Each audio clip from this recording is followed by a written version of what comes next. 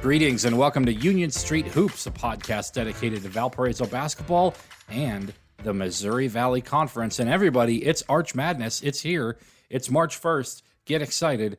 I'm Paul Oren, your host, NWI Oren on Twitter, and I am going to guide you through the next week as I head on down to St. Louis. I'll have some great content throughout the week. Obviously, we'll be podcasting every day in St. Louis, just like I did last year. I don't think I'll have Carl Berner with me, but I certainly won't be doing it from the Amtrak. I'm driving down on Wednesday. I'm going to be there for the whole tournament in theory. We'll see kind of how things shake out.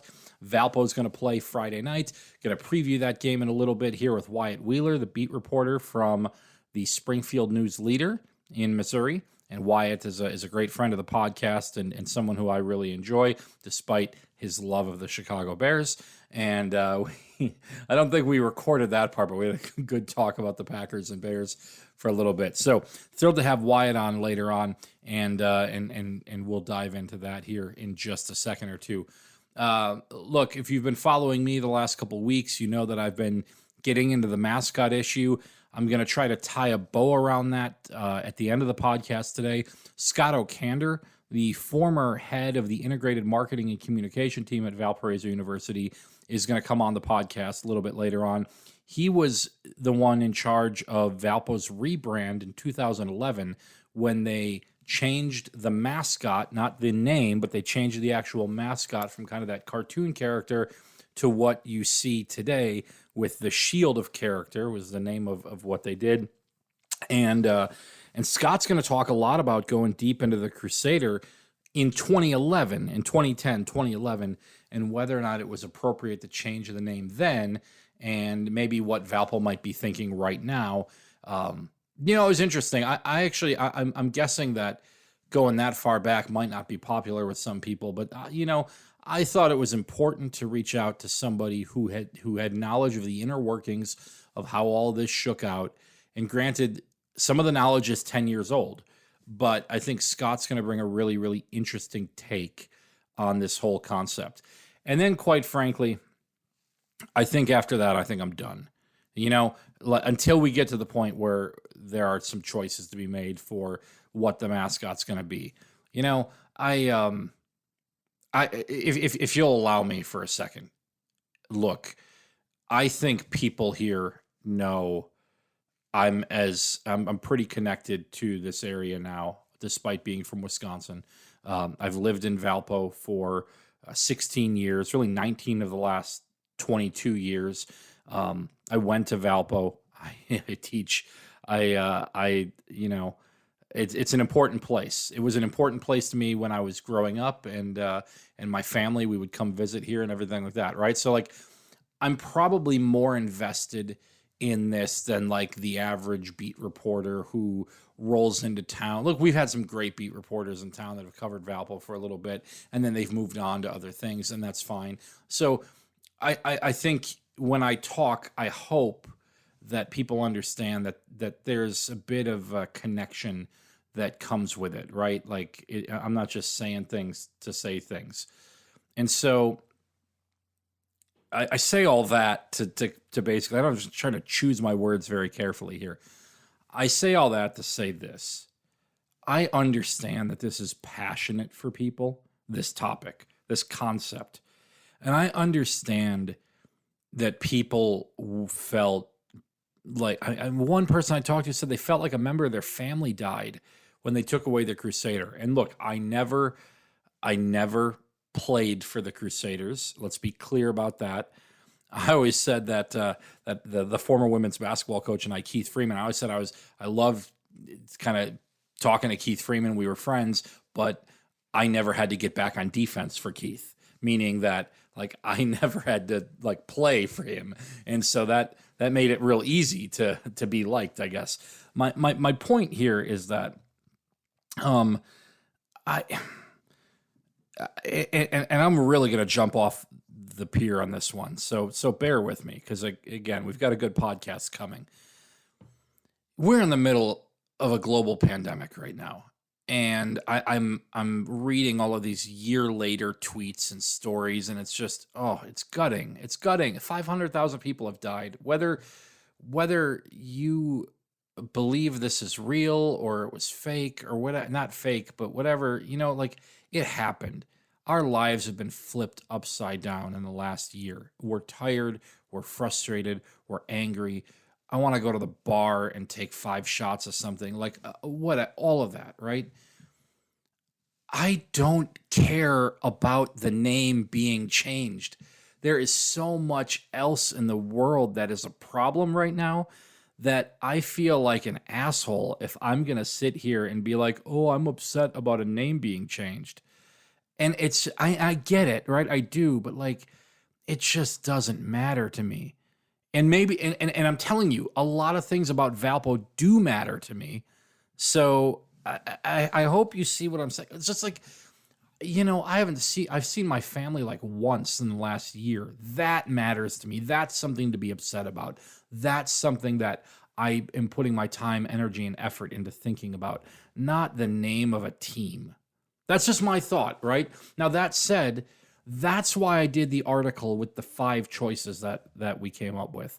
The Shield and the Colonels and the Dunehawks and the Koalas and the Golden Knights and the Koalas I put in there for the simple fact that if you thought I was being serious, I hope that one kind of put you over the edge. Look, I was just all of the anger and the frustration and all of that stuff all around it. And I can't tell you not to be upset by it, right? I can't. If you are, you are. And I respect that. I just don't care. And so I wanted to move on. I wanted to have some fun with it.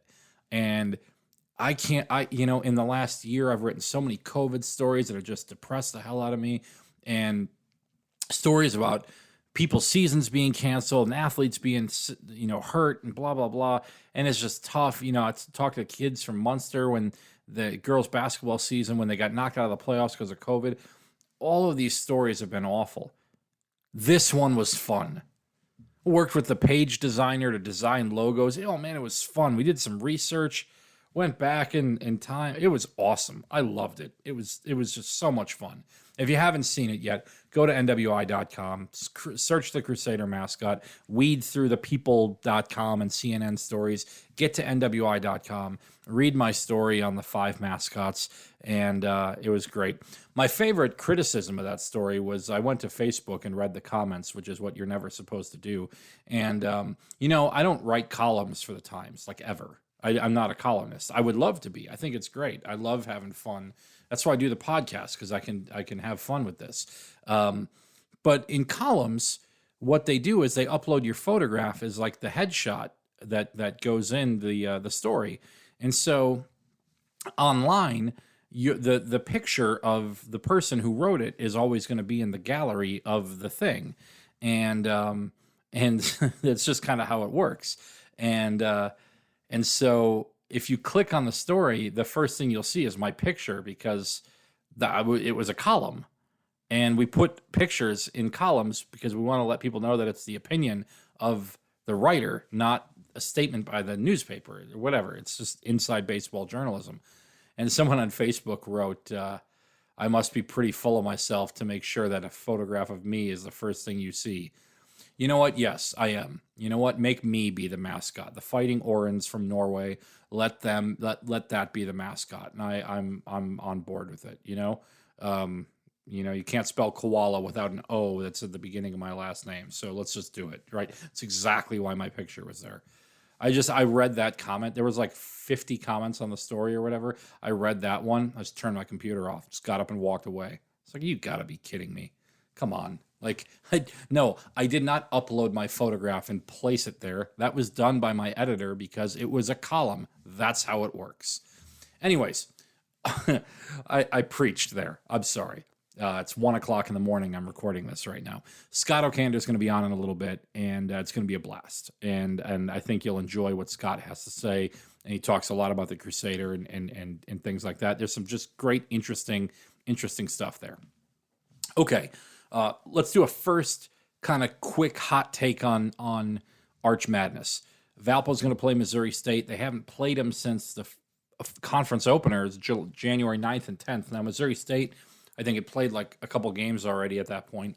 Although Missouri State got a much later start to the season than anybody else did. They only played 22 games this year. They played 4 non-conference games, and then they played their 18 conference games.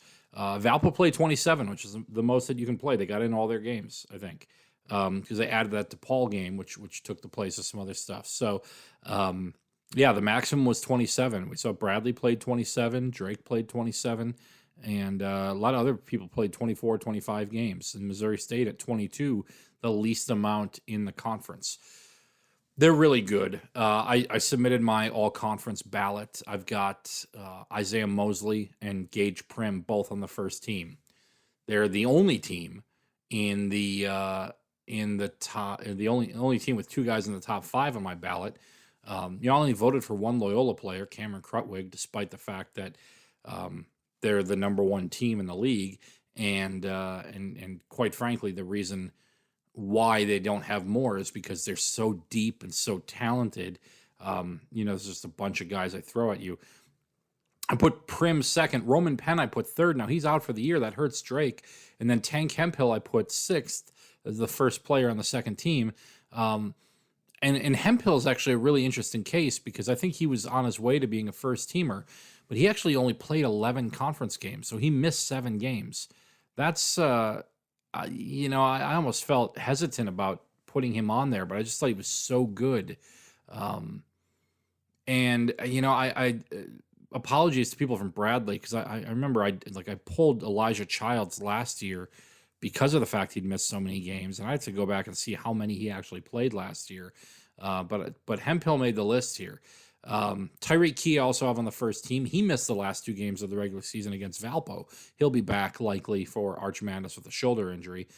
It's a rough situation at Indiana State right now with Jeff Goodman reporting that Greg Lansing will be out at the end of the year. I had a chance to talk to Todd Golden, the beat reporter for Indiana State, over the weekend when he was up here at the Arc covering the games, and he's hearing a lot of rumblings as well.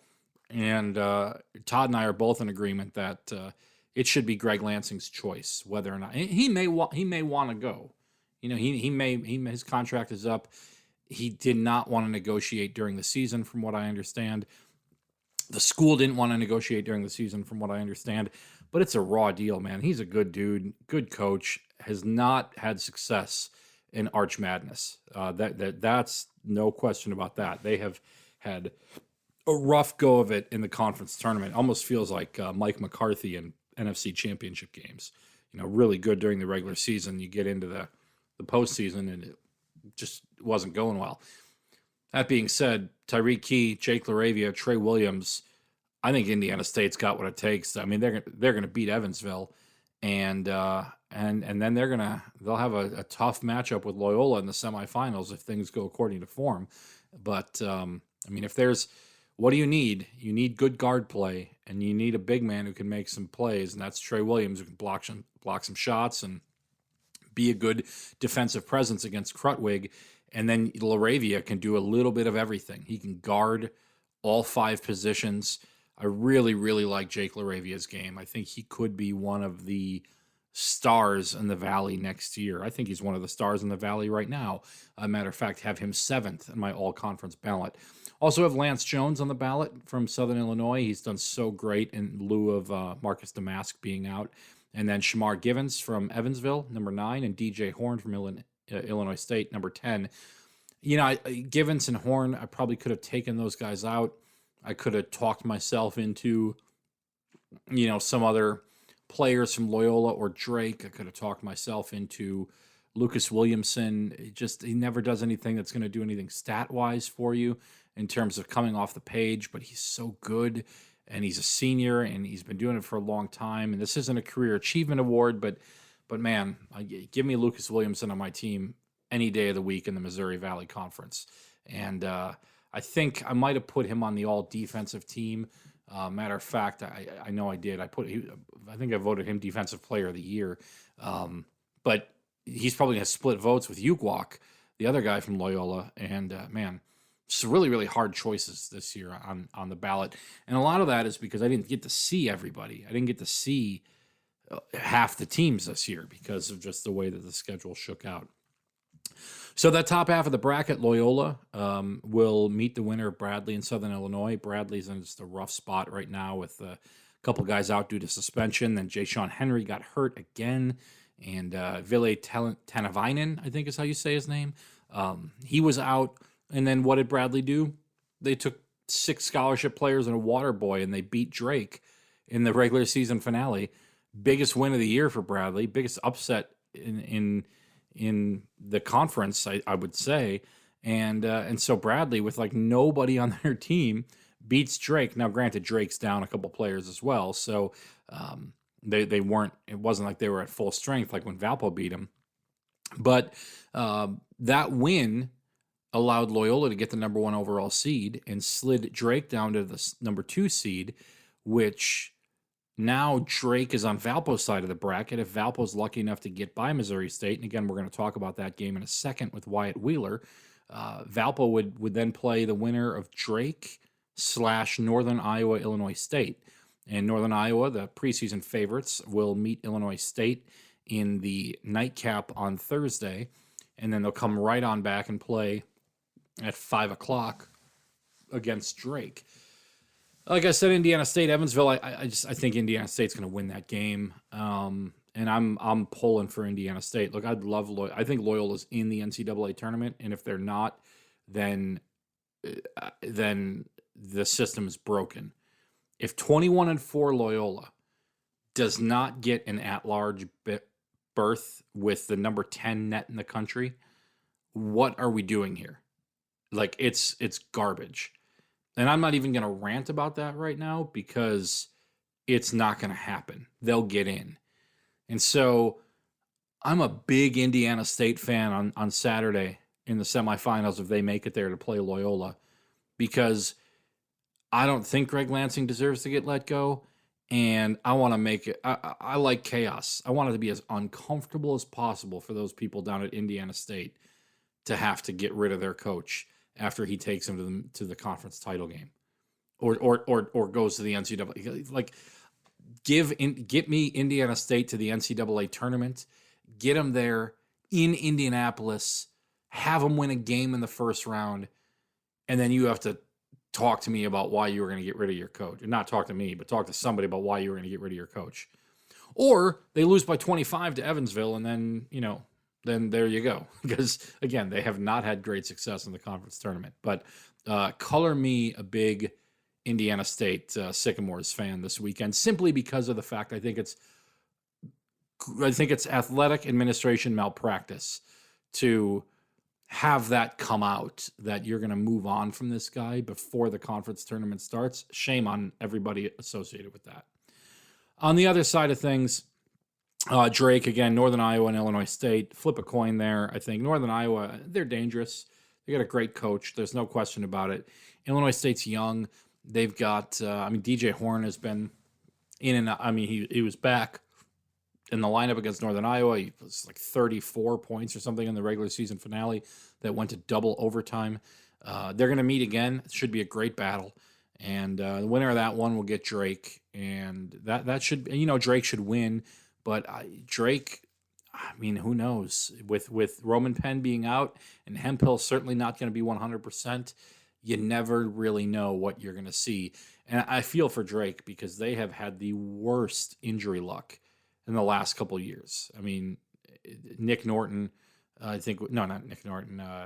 Nick Norton. I'm thinking about him, and I'm thinking about Nick Nurse, the Raptors head coach that beat my Milwaukee Bucks a couple of years ago.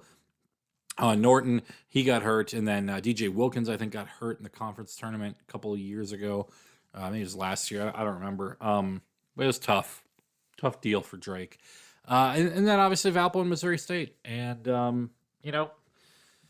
Valpo, interesting road to get there. They all they had to do was kind of win one game against Indiana State, and they missed 17 straight shots on Friday night, and it looked awful. And then they come right on back and deliver maybe their best half of the year on Saturday, and up 39-18. They push that lead to 28 points, and everything looks great. And then it's down to 8 points, and then Jacob Ognasovic steps up, and man, talk about a guy who's coming into his own. He and in Zion Morgan, those two, and I'll have Zion on the podcast a little bit later on this week to talk about his journey a bit. And man, those two so special. The bench players scored 49 points on Saturday. That's second unit. Good news, Pagale. What a turnaround! Something happened in the game on Friday. I think he drove into the lane. It's like 1-on-3 and turned the ball over. And I think Loddock said something to him. In good news, I think fired back. And I don't think Loddock liked it. He pulled Good News out of the game. And despite the fact that Good News is a player who, we say this a lot about bench players. They bring energy. He's a guy who's done that. And whatever he said, whatever happened, it was a non-negotiable for Loddock. And Good News sat on the bench for the rest of the game on Friday. And, that's this late in the year, season that hasn't gone well. Maybe you're just done mentally. And Good News came out and played his finest game in a Valpo uniform on Saturday, ripped down 10 rebounds in the first half, finished with a double-double, career highs in points and rebounds. And God, if he can do that every night, and maybe it's not 12 points and 11 rebounds because maybe he's not getting that many minutes every night because Donovan Clay's not saddled with 4 fouls for showing up on the court. But you look at what that second unit did, you tell me that Valpo team can't do that. Like, that's what I said at halftime, I think, is Valpo showed in the first half on Saturday in the regular season finale how good they can be. And if they did that, if they matched that effort every game, and maybe the shots don't always go in, but if they match that effort every single game, this is a number 3 seed or 4 seed in the conference. Without question. The problem, and Zion Morgan said this in the post-game interview, if you go to valpoathletics.com and watch the press conference, he said, our problem is we got to figure out how to do that every night. And you're 27 games into the season. You got to figure out how to do that every night. And now Valpo's going to go back to the place where the magic happened, where they made the run to get in there. And I wonder what Valpo team is going to show up. I mean, that's become the question, what Valpo team is going to show up. And so 27 games into the season, I still can't answer that one. But we'll find out on Friday. That being said, I think it's time now. I mean, I've talked for a good 20 minutes or so. I want to bring in Wyatt Wheeler, and we're going to break down Missouri State a little bit, kind of go deep into Missouri State and talk about them, talk about Mosley, talk about Prim, talk about some of the other guys, talk about the Valley a little bit. Be a good talk there. And then we'll come on right back here. Thrilled to be joined by Wyatt Wheeler, Missouri State beat reporter from the Springfield News-Leader. Wyatt, thank you for joining. We made it. Everyone played 18 games. Can you believe this? Yeah, they did a great job at getting them in. We all assumed that the full 90 wouldn't happen, but for it to actually happen speaks a lot to the athletes, the coaches, and the league being able to flip around stuff as needed. So it was cool to see that we actually did it. You know, for me, it feels so strange to get to this point because I think back to when Valpo played Missouri State back on, I think was it January 9th and 10th, I think it was. Those were Valpo's first 2 games in the Valley. Now, everyone else had played a couple already because Valpo had been shut down over break and then had some stuff with Southern moved around and everything. But I think back, it doesn't feel like it was that long ago. It was just 2 months ago, but it also feels like it was a whole nother lifetime ago. Before we get into the Valpo Missouri State games, what has this year been like for you covering Missouri State? I didn't see you in Valpo, and you didn't see me anywhere because we've been doing this, Zooming all the time. Yeah, I didn't travel for a single game this year, which is really weird. I'll still be in St. Louis, just to be in St. Louis, get out of town for a few days. But I mean, the SID didn't travel with the team or anything, so I mean, it would have been really, really difficult to try to even get post-game stuff for Missouri State if I were to be on the road. So just kind of having to adjust. And I mean, still having to do high school. I mean, I'm still the one sports reporter in Southwest Missouri at the Springfield News-Leader. So, I mean, having to cover high school, having to cover a nationally ranked women's basketball program. So just trying to do as much as I can, and just seem to be staying around was the best thing for us. And now we had football on top of that with the FCS season starting up. So it was crazy. I mean, yesterday, Saturday, final day of the NBC men's regular season. The women's basketball team cut down the nets after winning the regular season championship. And then there was a football game. The first football game of the spring was at noon. So I covered all three games yesterday, which is it's pretty nuts, but having to do it for the readers. So it's been insane, but whatever. I feel like we're getting towards we're seeing brighter days. So I think so. happier we're there. I think we're definitely in a place now where the light is at the end of the tunnel. But it's interesting. I take us back to, and I'm not looking forward to reading all these stories or seeing all these stories, but the 1 year later, and I think Arch Madness was maybe the last time that things were somewhat normal. And I go back to that Saturday night in St. Louis, was maybe the last day of ambivalence that I had to this whole thing. I knew about coronavirus. Valpo and Missouri State played each other. Valpo wins. I went to the ballpark village that night, and with a couple of members of the Missouri Valley digital team, and I just remember sitting there like strangers in a booth, and someone ordered a plate of nachos, and we're all just like picking off nachos from this plate and everything like that. And that'll never, I don't know when that'll ever happen again. I don't know. Are you going to the ballpark village? I don't even know if we should go there. That's probably not smart. No, I got some friends in the St. Louis area that I'm excited to see. So I think I'll probably go see them just because I haven't been out of Springfield in probably a year now. But I do remember. I mean, that was the last thing for me to get out to was last year's Arch Madness, and I remember after Missouri State lost to Valpo, the reports started coming in that there was a case of COVID that was actually confirmed in St. Louis, and that was like the first one. And it's like, oh, there's one. It's here in St. Louis. The COVID's actually here. And I actually drove back after that game just so I could sleep in my own bed. And so I just remember the insanity, just like, oh, COVID's here. And it just seemed like the mythical thing that everybody was starting to get scared of. And then just a few days go by, and I'm supposed to go cover the women's basketball tournament in Moline, because the Lady Bears were expected to win that. It would have been another championship. They were bound to make another NCAA tournament run.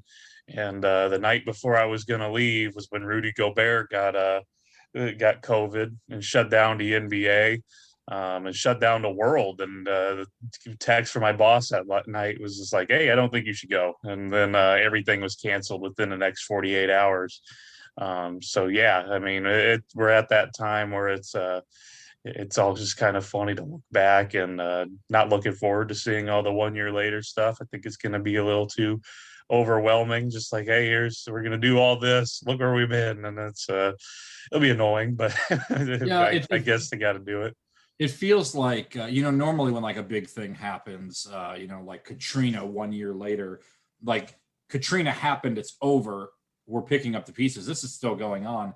It's funny that, again, that last night in St. Louis, I thought that Saturday night when Valpo beat Missouri State and just like, wow, okay, I'm going to cover a Valley title game tomorrow.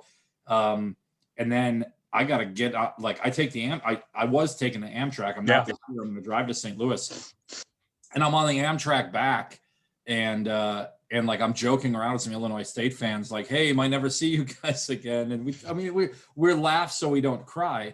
And then I'm on the train, and I get an email from Amtrak that says this person that confirmed case you're talking about in St. Louis, this person had taken the Amtrak, and it was crazy. Anyways, enough about that, because let's talk about what's at hand. Valpo and Missouri State are going to play again. And it's obviously a different look than what we saw a year ago in St. Louis, and it's a different look than what we saw in January in Valpo.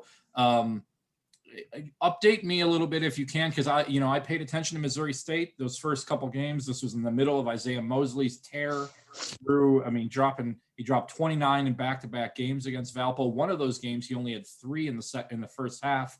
Looked like Valpo was going to do a great job on him, and then he exploded. A pair of wins for Missouri State.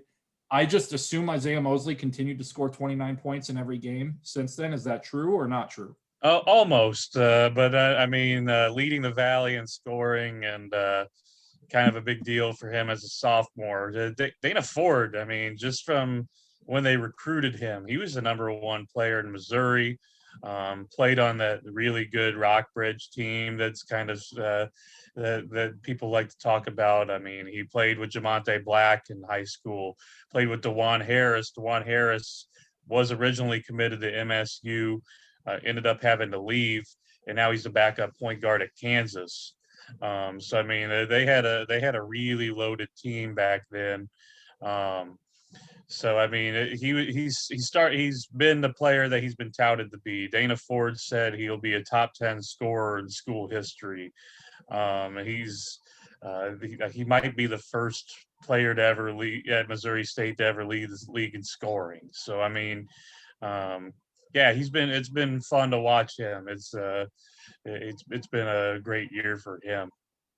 I fully anticipate that both Isaiah Mosley and Gage Prim will be first-team all-conference players. Not bad for a team that wasn't Loyola or Drake this year. This is also a what have you done for me lately kind of deal, and it was a game that didn't matter to Missouri State on Saturday, but it certainly mattered to other people. And they kind of laid an egg against Evansville in the final game. You think that was a product of? I know you had a bunch of games you covered yesterday, so I don't know how closely you really paid attention to it. Do you think that was a product of them just kind of going through the motions in the final game because they're already locked into their seating? Yeah, I think when you look at some of the numbers, I wasn't able to watch it as closely as I wanted to. And from everything I was told, don't go back and watch it because it wasn't that entertaining. But just from hearing what Dana said after the game, just looking at some of the numbers, it doesn't look like the ball was moving a lot. They finished with 7 assists on 25 made shots. And you hear Dana just saying the ball's stuck. And you have the consecutive games where Gage Prim just goes off for some historic numbers for what he was doing there. And then you just see 21 shots from Isaiah Mosley, not very much for the others. 9 for DeMarcus Sharp, and then the next closest is 2. So the ball didn't seem to be moving too much, and I can see them going through the motions. They already have the 3 seed locked up. It's the last game of the year. I think they wanted to make sure they were healthy, even though you see guys like Mosley and Sharp and playing 38 minutes. But there were a few guys that you would have liked to see get going a little bit. And I don't think they got going as much as you wanted to see them in that final series. Jamonte Black and Jared Ritter just are huge for them if they're going to have any success at Arch Madness. Just the 3-point shooting, it was great the night before in the win, 8 of 12, and then going 1 of 7 in the second loss to Evansville. So I see them going through the motions, and the little bit I was able to glance over at, just didn't seem like the hype was there, the energy was there. So I think a little of that plays into that. A couple interesting numbers to look at in terms of Missouri State. One, it looks like they really play 7 guys. You can go down to Nick Tata a little bit. Tata. Tata. Okay. Oh, I like that. Yeah. So but there were 6 guys who played all 18 conference games, and then Patterson is a guy who I think missed 1. But so they play 7 guys. So that's interesting. Obviously, that's not going to matter as much against Valpo in the first game, but if Missouri State continues to advance, I mean, obviously, depth is going to be an issue, but they could very well get matched up against Drake, who's playing only a couple scholarship guys. Oh yeah. Well, something else that's interesting that really kind of throws me a little bit about this Missouri State team, because I think they're a very, very good team in conference play. They turn the ball over 50 times more than their opponents. I mean, so what is that? An average of maybe three, almost 2.5 more a game. They don't steal the ball as much as their opponents do. Is ball handling been an issue with Missouri State, or is that just the fact that they play a little bit more up and down and take more risks in transition and whatnot? Yeah, they do they turn the ball quite a bit. I mean, when you look at Isaiah Mosley, that's kind of one of the things that doesn't really get talked about too much with him. He had 76 turnovers this year, and I had some problems. I mean, trying to force some passes. You remember how selfish the team was a year ago. Just kind of sticking whatever it was Lamont West, Tyreek Dixon, the little bit he was able to play, and just some of those other highly touted transfer guys. The ball they didn't want to give up the ball, but you see this team trying to move it around, and some guys get in foul trouble that turns into some turnovers pretty quickly. Trying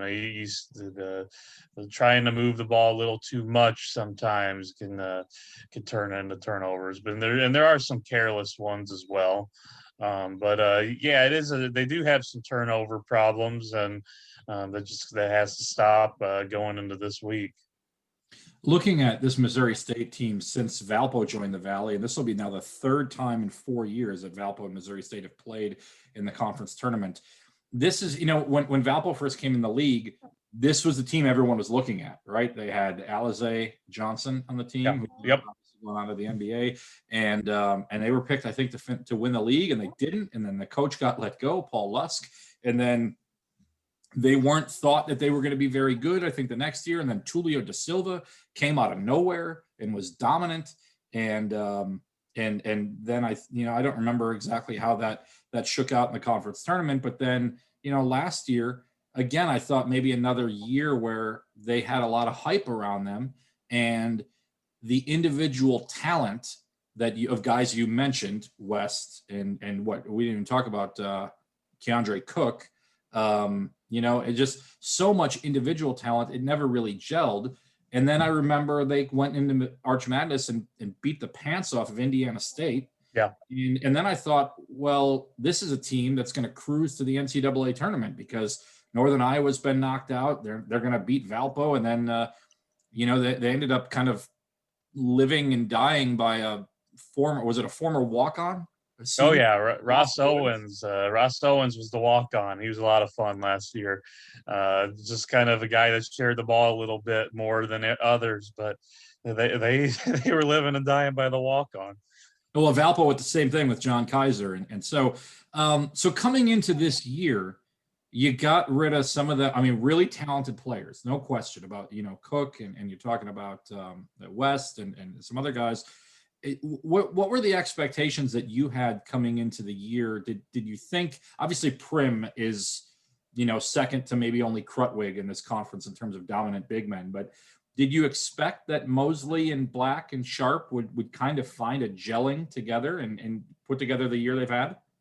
I didn't think it'd be this high of a ceiling. When you look at the teams that were also supposed to be good, we all thought Bradley was going to be really good just because they had the back-to-back championships. Elijah Childs, just the team that had some experience, was going to lose some guard play, but you figured that they were still going to be near the top. Northern Iowa, I think we kind of forget about how good they were supposed to be, but the injury to Green just kind of really set the tone for the year. And we all figured Loyola was going to be pretty good. But they were picked to finish sixth, and I think that's where I would have had them. Just kind of that team that was maybe trying to avoid a Thursday night play-in game. You look at the other, there was some talented teams in the league, and Missouri State had a lot of new.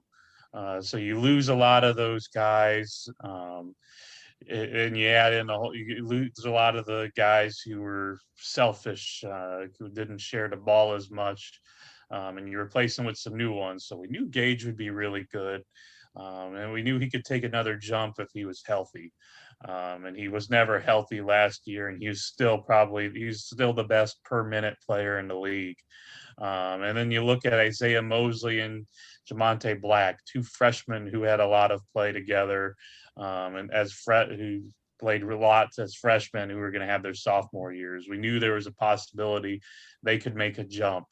And then you kind of look at around to the rest of the roster.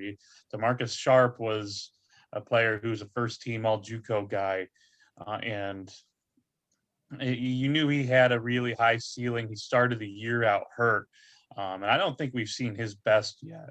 And it might have to wait until next year when we see that. I think Keaton Hervey's been I thought he was a super athletic guy coming in, has turned out to be a pretty good defender. And then you just kind of wait to see, is Jared Ritter going to make a jump, because he was a Xavier commit, came back home to Springfield where he went to high school. And he's showed some flashes throughout the years. So we knew there was some kind of that they did have a chance to be all right. But did I think they would be third in the league? No. But I didn't think the rest of the Valley would be. I didn't think 4 through 10 would be kind of as mediocre as it's kind of been this year. Just considering the standings, and I didn't think there'd be that big of a gap between the Bears and the rest of everybody else, because you see them still sweeping a 4 seed like Indiana State, and sweeping everybody else except for Evansville yesterday, and Northern Iowa, when they first started the season, just kind of relaxed on that second day after beating them the first day. But I still think there's a gap between Missouri State and a healthy Drake and Loyola, just because of how bad they came in, how bad they beat Missouri State in a 4-game stretch in the late January, early February. So I think they have surprised me a little bit this year. It's been a better year than I expected, but I think they should actually be at this kind of point in the third year under a head coach. Well, looking back at last year's Missouri Valley Conference tournament game between Valpo and Missouri State, Valpo returns 2 starters, Donovan Clay and Malik McMillan, from that game. Missouri State returns 2 starters, Javonte Black and Gage Prim. Valpo had 3 players off the bench that played in that game: Sackey, Gordon, and Cricky, who are all here. Cricky and Gordon starters for Valpo now. And Missouri State played Isaiah Mosley off the bench. But other than that, there were only 3 guys that Missouri State has on their play now. 3 of the 7 rotation players played in that game.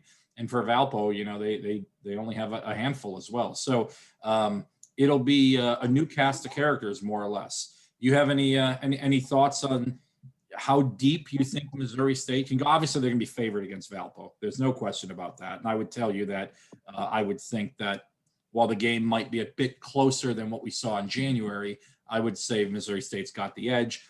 What do you think Missouri State against Drake / Northern Iowa, Illinois State on Saturday? Can Missouri State pull the upset against Drake?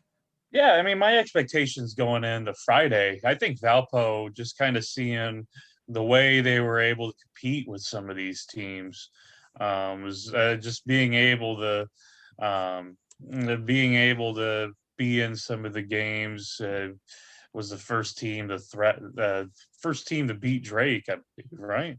And when Drake was fully healthy when Valpo beat them too. Yeah, so I mean, so I think a lot of people are going to be a little nervous about Missouri State playing against Valpo,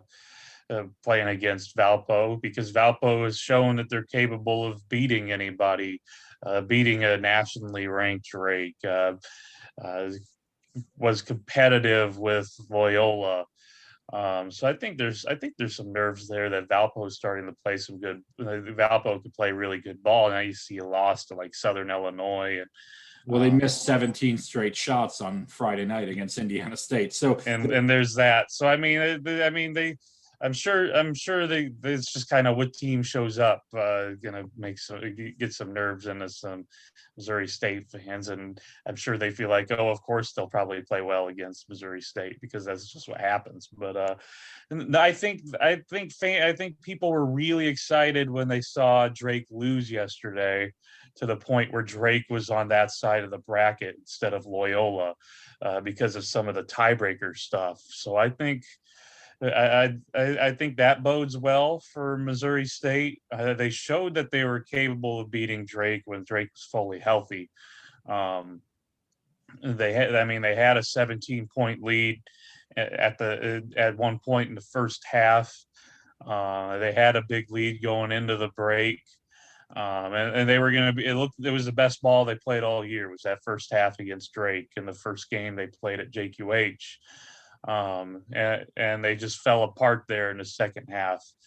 So the Bears are definitely capable of beating a team like Drake. And then you look at the other teams, and I think Missouri State can beat anybody else on that side of the bracket. So I think they have the potential to make it to Sunday. And then I think Loyola is just way too good. Is kind of the way I've operated this year. Just their experience. Cameron Krutwig completely shut down Gage Prim the two games they played. I've seen some people consider, hey, maybe Gage Prim should be the player of the year. After looking at a couple of the historic numbers he's put up. I mean, he had a 29 and 21 game recently. He went for 30 plus. The first game against Evansville, but you got to look back at when they played Loyola, and Loyola held them to 6 points and 11 rebounds in two games. So I think I think Loyola just defends way too good to for Missouri State to just they're able to defend Missouri State better than anybody else in the conference. And I think that Sunday is just would be too hard if it were to be Loyola there. Well, we're looking forward to a fun weekend in St. Louis. Wyatt, thank you for joining, and obviously we'll get together later in the week on your platforms to talk more about Valpo and Missouri State. But thanks for joining, and looking forward to a fun one on Friday night. We get the late game, and no deadline concerns for us because there will be no deadlines. And I got a 4 p.m. deadline every day, so I never have to worry about that with games. But excited to get up there to St. Louis and see some of you guys, because I miss seeing you guys. All right, miss seeing you too, Wyatt. I'll see you in a couple of days. Take care. Thank you. Love hearing from Wyatt Wheeler there. I'm just so appreciative of the beat reporters in the Valley. We've got a good camaraderie amongst ourselves, and I sent a message to Wyatt, I think late Saturday, and said, "Hey, let's do a podcast interview we can both use." And he said, "Let's do a home and home. I'll do your podcast. You hop on my radio show later on in the week." And so it's great. So I'll look forward to joining Wyatt later on in the week to talk from the Valpo side of things about this. And honestly, again, kind of what we talked about, I really don't know. It's been so long since these two teams have played each other. Like Illinois State and Northern Iowa are going to play each other, and they just played 2 games against one another. And they're going to see relatively the same version of their opponent that they just had. Whereas when Valpo played Missouri State, Zion Morgan wasn't playing. Good News was hardly playing. Connor Barrett was. Connor Barrett, actually, as good as Connor Barrett's been, had the worst plus-minus, I think, in combined or both games or something like that against Missouri State. Ognasovic actually got some minutes in that one, but what I also remember vividly was watching Gage Prim just slice through Ognasovic in under the basket. And obviously now this is 2 months later that they're going to play, and I'm really looking forward to it. Okay, later on in the week, we'll have Zion Morgan to talk about his journey at how he got to Valpo, and I got to tell you, Zion is worth every penny in talking to him. He is entertaining. He's got a Give me Shannon Sharp comparisons in terms of just Zion and the way that he kind of approaches questions and debate and talk. It's fantastic. All right, Scott Ochander is going to join the podcast now, and again, this is probably my this is the white flag or the final lap of the mascot conversation for the reasons I put out earlier. I'm just done with it. You know, the decision's over. It ain't going to change, and you know, quite frankly, we've got Arch Madness to worry about. But Scott was nice enough to spend some time with me. We got about a half-hour interview here. I think you're going to appreciate what Scott had to say. And quite frankly, let's just jump right into it. I'm wondering if you could take us back in time. It's 2011, and what are you looking to accomplish when you are? What were you looking to accomplish when you were brought into Valpo, and what did you ultimately accomplish? Yeah, no, thank you for that. And just to be fair too, I mean, I'm going to be really careful to share things that I know are publicly available versus sort of the inner workings as much as possible. Just but with that in mind, I would say this. So when I came in, I was sort of tasked with looking at the overall university reputation, strategy, and brand, and it was one of the, I would say, biggest needs and also one of the biggest projects that I did even in my tenure there. And I was looking to really wrap my mind around sort of three elements and thinking about building out a brand architecture at the time, which I think has lasted a pretty good long time since that time, almost 10 years.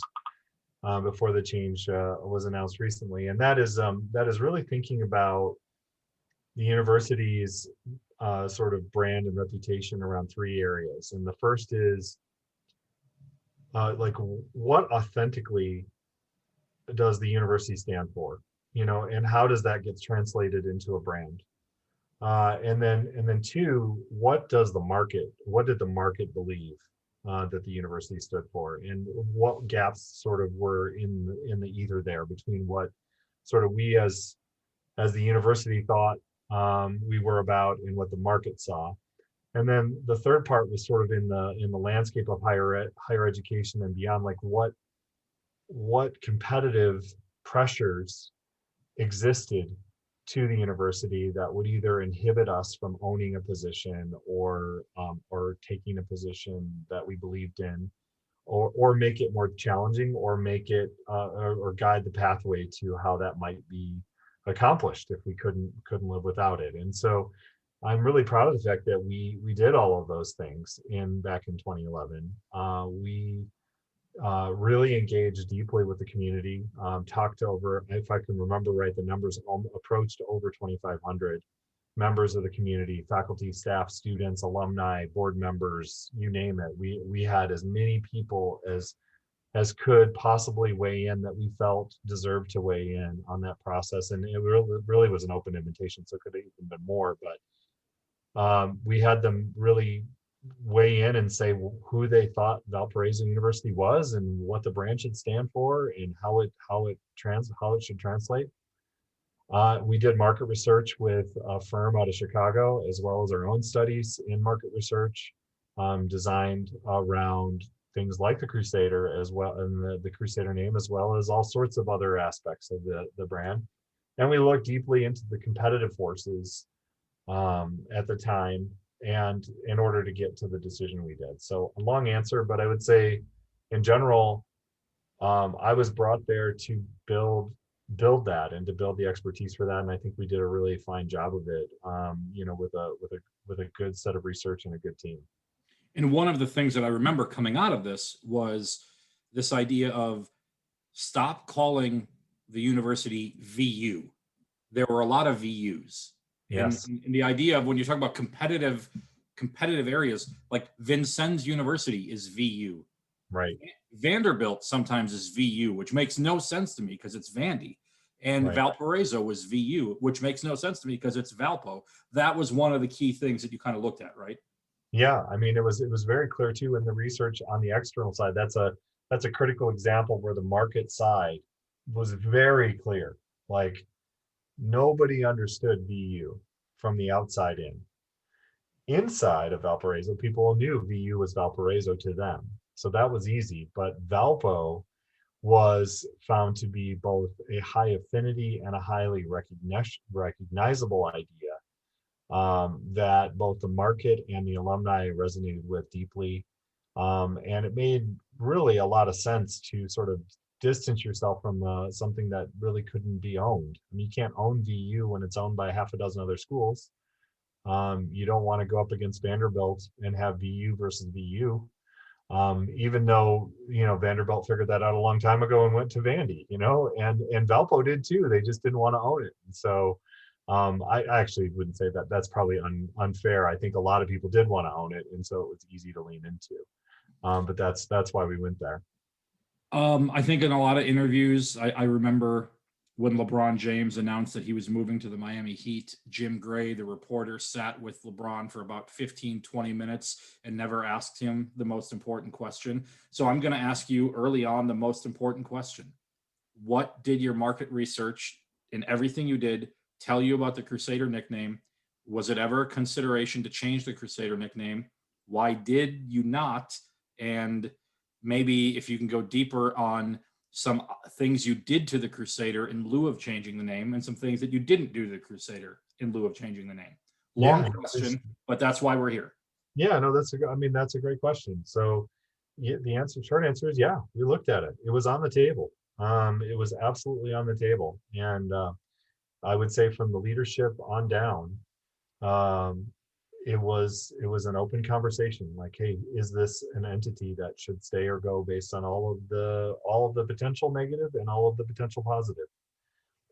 And again, you take a look at those forces, the competitive pack, the perception, the internal view, and you bring together the data around those things and make a rational decision. And honestly, at that time, and certainly I can't fault the decision that's been made now, because times have changed. You look at those forces again, the data could be totally different. I don't know the data that I'm not there now. I don't know the data that's been used to drive that decision, but clearly the decision was made based on data, and at the time back in 2011, we studied it, and there was a small minority of the population that was concerned about the name Crusader based on the history of the connotation, based on the Crusades, based on a lot of different factors. But the vast majority of the market felt the name was strong and associated with the university in a good way. What I can say is that some of the internal data helped us to figure out how to position the Crusader in a way that would maximize the Lutheran traditions and the elements of what really was positive in the name, and de-emphasize some of the things that were would basically call up some of those connotations. So, for example, the Crusader never had a sword or a saber of any type. That was actually very much an obvious and an intentional act to focus it on the thing that mattered, which was the shield, because ultimately some of the values, the Lutheran values and the values of the institution were really embodied in that shield. So the focus went to the shield, and in the design and in the structure, you see the shield, on the floor of the basketball court. You can see the shield more than you can see the actual person behind it. Mm-hmm. For many respects, and intentionally so, because anyone could carry a shield of character, and should, if you're part of that Valparaiso community. And I'm super proud of the way that shield was ultimately positioned. And I hear from others that it's still in use today in a very big way, and I think that's fantastic, because ultimately that is the true sort of embodiment of what a Crusader meant to Valparaiso. Now, could that come in the form of another identity? Yeah, it could have, but at the time the data didn't suggest that we should move there. The majority of the data did reflect positive intent there. has a decade changed and societal change made that an impossibility? Maybe so. And so that's why you see the decision. Obviously, you pulled back on the cartoonish looking character, the one that had the fists up that looked like it was ready to fight, Yeah. and shifted to one that looked like it was ready to defend. So there is a bit of just visceral reaction to that, right? Yeah, and I remember at the time some people were really upset about the fighting Crusader kind of, as I remember it, not being a native Hoosier, so I could say that. Like I looked at it initially and went, well, isn't that just like the Notre Dame Yeah. sort of fighting Irish person? Like it was very similar in structure, right? And again, you get to competitive forces and you go, well, if we're head to head, do you try to create something that doesn't really have the same connotation or bring up that connotation? But that said, I mean, I felt like the defensive posture was really reflective of what it was intended for, which was to defend the character and the values and the convictions of the university. And in fact, I still have one of my little shield of character cards that we made, that all students get, and things like that. And just looking at the values: truth seeking, free to inquire, humility, compassion, service mindedness, purpose driven, empowered, and ethical were the embodiments of the shield. And I just felt like, you could put anything behind that shield. A Crusader of these values makes for a really positive being, something that is, I think, very largely reflective of the university even today. The Valparaiso's freshmen get the Valpo Shield pin for their opening convocation, and there's a whole thing about putting the pin on and kind of living up to those core values. Okay, the change has been made. You've dealt with some unpopular changes, I'm sure, in your career. You've done a lot of changes and everything like that. I want to, let's stay Valpo centric for a second. One of the things that happened when you were at Valpo that I know rubbed some people the wrong way, I thought it was fascinating and interesting, and I didn't really have an opinion, was the addition of the accent color. And people got uncomfortable. Why are you putting green in here? And then I think the idea was that there was going to be a different rollout of accent colors down the line. But when you make a change and people get pissed, like Valpo's made a change now and people are pissed. Some people are happy with it, but how do you handle blowback when a change gets made that you're comfortable with? You put a lot of time, effort, and energy into making that change, and it infuriates a bunch of people. Yeah, I mean, honestly, brands are really difficult. I mean, it's not an easy any change. I mean, just the classic examples. You think of Coca-Cola making New Coke in the years. I mean, it's sort of like the old historical, like, catastrophic failure of all time. It was awful. It was an awful drink. I mean, the double-blind studies said it was the better product, and all the research said yes, but when you make the change, you realize you take the heart out of the brand. I mean, Coca-Cola represents the feeling of family and the warmness of a fire around the Christmas tree, and the sound of it and everything brings back those memories. And that's why you have polar bears and Santa Claus. I mean, Coca-Cola owns Santa Claus. I mean, sorry kids, but I mean, Coke Red is on Santa for a reason, because they want to own that feeling, right? So when you think about any brand, and Valparaiso's brand too, I mean, you think about the Fighting Crusader. Well, I think people, if they saw it now and really thought through, okay, is the Fighting Crusader better than a shield protecting defender? I think people would rationally go, hey, like, the data says this is the right decision. And when you put it up side by side, you start to realize, hey, now without any emotion tied to the old thing, I actually see that this is the right thing. And you look at it now, 10 years later, nobody's talking about the Fighting Crusader except you. But people were talking about, losing the thing that they didn't want to have, at the beginning, because it means so much to them now. One of my favorite stories is is so people are talking about like the Valpo Gold, like maybe Gold could be the nickname.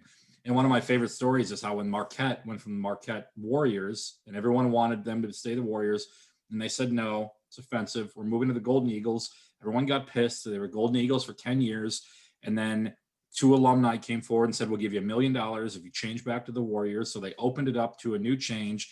They changed to the Marquette Gold. They did that. It didn't even last a week, Scott. And everyone got pissed. And then they said, okay, we're going to look at it again. And they held a vote, and everyone voted for the Golden Eagles. So if you just give someone a terrible option, then maybe they embrace the option that they didn't like in the first place. Well, and to that end, that's to me like the reflection of what I said earlier about the data has to be in those three lanes, right? So the market perception of Warriors is not good. But the internal perception was really strong because people knew what it meant to them. The competitive forces were strong. So you had 2 out of the 3 things not in balance. When it comes down to sort of like decisions like that, data and consensus are so critical to something this dear. People make decisions to go to Valpo for 4 years of their lives, moving at a time when they've never left home. Most have never left home, or even the town they grew up in. Not that many in the population have moved from one place to another. So when you think about the level of emotion that is tied to that move, a brand tied to that can be very meaningful and very close and near and dear to someone's heart. When you think about brands, though, brands cannot and should not, in my opinion, be static. And so the accent color, back to your original question, the accent color was designed to give life. And in fact, the lifelines, which were part of that green, it was called the lifeline for a reason. It was there for just a life beyond tradition, to showcase the idea that progress is something that is married to tradition, that it's not static, is not, and tradition don't have to be in common. And so it was never intended that the sort of neon green would be there forever. We thought, okay, over time you change the accent color to be something else, and there'd be new palettes, and we even created those palettes. I'm less familiar with how those have been used over time, but the intent there was really to introduce an element of continuous adaptation, adaptation. The idea that something old and proud and wonderful can still be progressive, can still move from one era to another and have life in that. It doesn't have to be stuck in the bricks of the chapel or whatever. It can be any number of wonderful things that are associated with those wonderful buildings and associated with the wonderful people that are there. And so, just as they move forward, you think, well, 10 years later, they abandoned the Crusader, but maybe that's just part of the natural transition of the institution from one that was stuck in tradition to one that is also embracing progressive values. As long as it's in consensus and it factors the market and the competitive pressures to enable the university to thrive long term, I think it's wonderful, and I hope they do that. Well, now I want to ask this question, knowing, and we'll repeat some caveats. I'm talking to Scott here. I'm not talking to anyone who's got any connection with the university, and I don't know how much you keep up with your old employer. Have you paid attention to, and also the caveat of, as you said, you don't have the data from right now. You had the data from 2011. So did you watch this unfold? I know that I called you, I don't know, a week and a half ago or whatever. But before that, were you paying attention to this, and kind of what has been your, I don't know, just how has this hit all of you? Is it tough to see something move on from that you were involved in at some point? Oh, sure. Yeah, sure. I follow the university. You cannot give as much as someone would give in this type of a process. And not feel deeply connected to the place. Like I, in many ways was only the I don't know what you call me, the medical assistant to the process.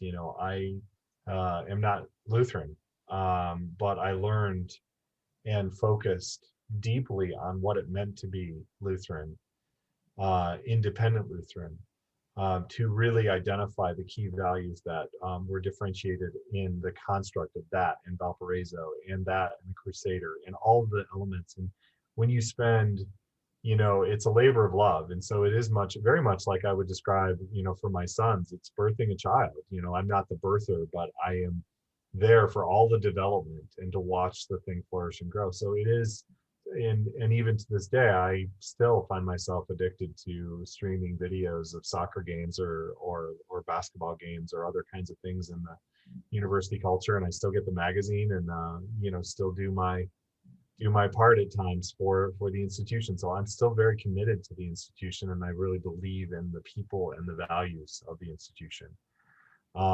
So I am following it. And, my hope is that as I, sort of just as one voice in the equation, my hope is that they continue to do what we did back then, which is to get the consensus of the community together to really wrestle with what to do next.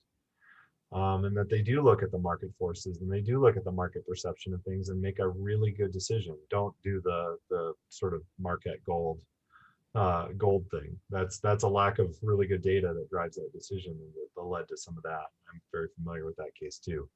And as a person now in a partner in one of the leading higher education consultancies for brand in the industry, I work with 600 universities across the country, and so I work with some of the very largest on their brand. I am just happy to see a brand take a necessary evolution and just desire for it to be done with authenticity and consensus, which is such a critical part of any careful project. And so I look forward to seeing that.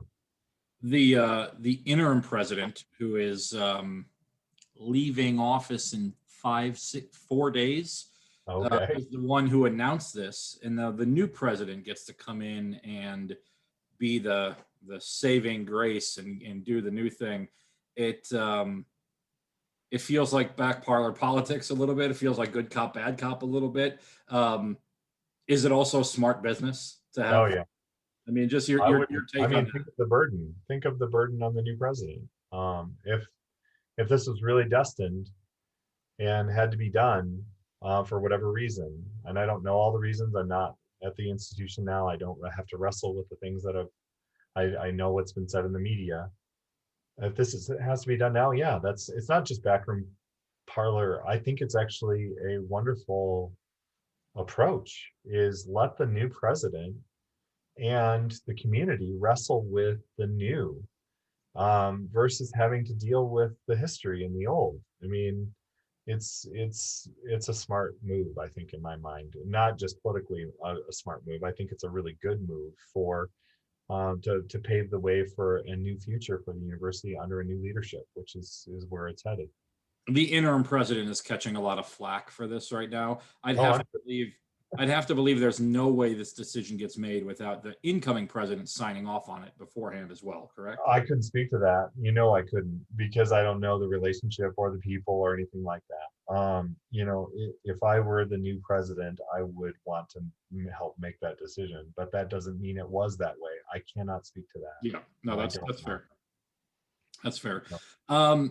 Do you have let's go back 10 years. Crusader is on the table. What if the data tells you it's time to move on? Did you have a name in mind? Do you have a name in mind now that you'd like to see? Was there anything? I would want to do market testing on them all, right? Yeah. So then the researcher in me says, okay, now I want to brainstorm and really think of the constructs. I saw your article today, in the. Oh, I had a lot of fun with that. That was great. Just like, hey, what is it? Koalas, kernels, you name it. It could be anything. I am a pragmatist when it comes to brand too. Like, I really don't try to get too wed to a construct. I let the market help me figure out. The ultimate thing with a brand ultimately is that the internal community needs to believe in it, and the external community needs to recognize it. And ultimately, when we talk about brand, we're talking about familiarity and reputation. And those are business constructs, but they have deep consequences in market. So, for example, if you have an unrecognizable identity to the market, you may suffer in admissions because the market doesn't attach to you. And honestly, the old adage of if I don't know you, I can't like you is 100% true when it comes to brand. And your market position will dictate your possible outcomes. And so the brand has to help you advance that. At the same time, internally, if it's not something that can pull the emotional connection that people have with the place, then you risk the culture becoming less unified. You risk the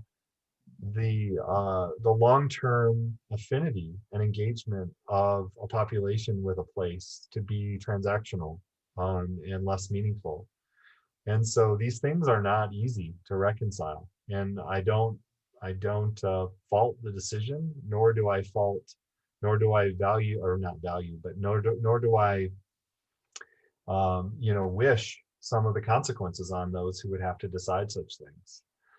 Just because it is a really difficult thing to have to remove that which some would say is their attachment to a place. And that is not easy. Well, Scott, thank you very much for joining. I thought you had such a unique experience level with this whole conversation. Granted, 10 years in the past, but obviously still very plugged in and everything like that. Where are you living in the world now? And do you still follow Valpo basketball or football or anything? You did say that you watch some games on the stream, but where are you? I still watch the stream, and I am in Bend, Oregon, out in the mountains, and happy as a clam with two now. I have my own son in, there we go, and a couple dogs. And I have my own son in college now as a sophomore at the University of Oregon, and a younger junior in high school who will be going through the college search process this next year. Married 25 years coming this fall.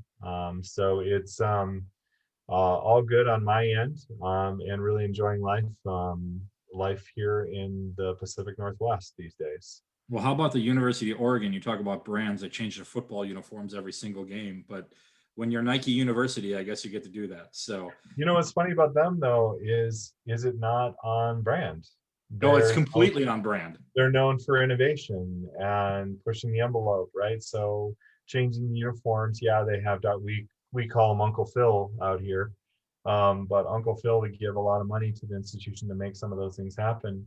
Of course, the university is a research and development lab for Nike apparel, of course. So that helps both the university and the company here based in Oregon as well. So, one of my as long as the things you do are on brand, it's good.